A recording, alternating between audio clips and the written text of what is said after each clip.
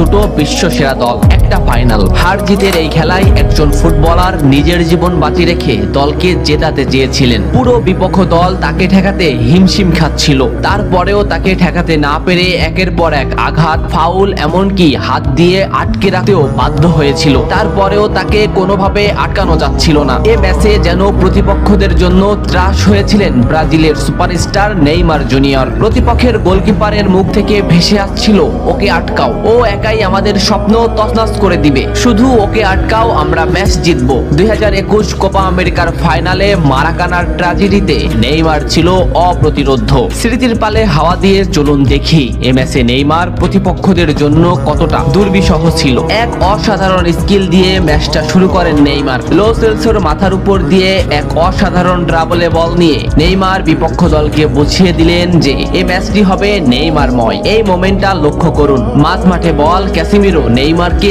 বল দিল। এই মোমেন্টে পিছন থেকে দি বল, সামনে থেকে আর্জেন্টিনার আরেকটি খেলোয়াড় সরাসরি নেইমারের পায়ে ট্যাকেল করলো। এভাবেই চলতে থাকে ম্যাচ। ম্যাচের 12 মিনিটে নেইমারের উপর যে আক্রমণ চলছে তার কিছুটা প্রমাণ মেলে। প্রতিপক্ষের খেলোয়াড়রা নেইমারের প্যান্টি ছিঁড়ে ফেলে, নেইমার সেটা রেফারিকে দেখায়। ম্যাচের 15 মিনিটে আবারও নেইমার বল নিয়ে সামনে আগাচ্ছে, কিন্তু আর্জেন্টিনার একটি খেলোয়াড় তাকে সরাসরি পায়ে ট্যাকেল করে, মাটিতে গড়িয়ে পড়েন তিনি। এত কিছু করেও নেইমারকে তারা আটকাতে পারছিল না। ম্যাচের এই মোমেন্টটা লক্ষ্য করুন, লেফট সাইড থেকে বল টেনে নিচ্ছে নেইমার। এই মোমেন্টে নেইমারকে ঘিরে আসছে প্রতিপক্ষের 4টি খেলোয়াড়। দুটি খেলোয়াড় সরাসরি নেইমারকে পায়ে ট্যাকেল দিলেন, মাটিতে পড়ে গেল নেইমার, কিন্তু নেইমার ঠিকই পাকুয়ে তাকে বল দিয়ে দিলেন। ডি বক্সের সামনে নেইমারের পায়ে বল, বলে না হিট করে সরাসরি নেইমারের পায়ে হিট করে ডিপল নেইমারকে ফেলে দিল। ডিপলকে এক সাংবাদিক প্রশ্ন করেছিল, কোন ফুটবলারকে আটকাতে তোমার সবথেকে বেশি কষ্ট হয়েছে? ডিপল নিঃশ্বাস নেওয়ার আগেই বললেন নেইমার। কোপা আমেরিকার ফাইনালে নেইমার ছিল